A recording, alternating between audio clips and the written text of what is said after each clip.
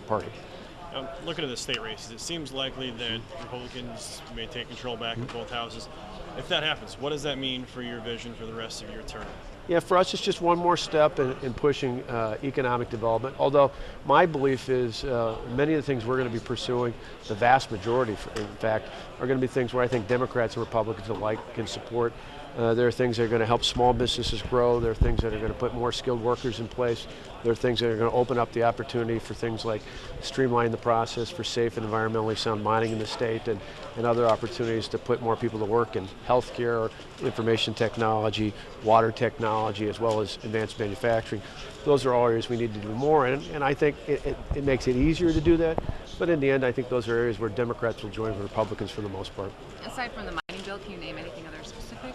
Well, most of it will be in our budget. I mean, there'll be things talking about easing up some of the tax burden on small businesses, streamline the regulatory process so what we enforce is more about common sense than bureaucratic red tape, doing more things that help small businesses and startups access capital to get up and going. Those are all things we're going to be working on. Again, those are all things that I think you've heard significant interest from both Republicans and Democrats on. If President Obama wins, will you move forward with the healthcare exchanges? We'll be talking tomorrow with our Secretary of the Department of Health as well as the Commissioner of Insurance, and after we get assessment as to what's going on tonight, not only in terms of the presidential election, but obviously even with Mitt Romney, if he were to win, control of the United States Senate will have an impact on that as well. And we're going to go forward in a way that ultimately looks out for the best interests of the people of the state, both as consumers but also as taxpayers. So you haven't decided yet?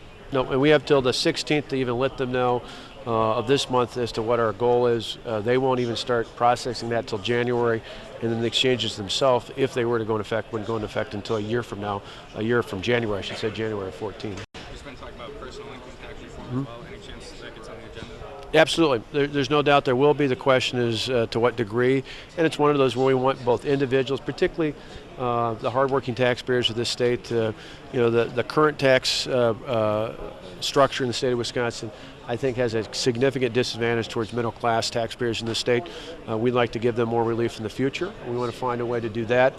At the same time, we find a way to help small businesses, particularly grow in the state of Wisconsin.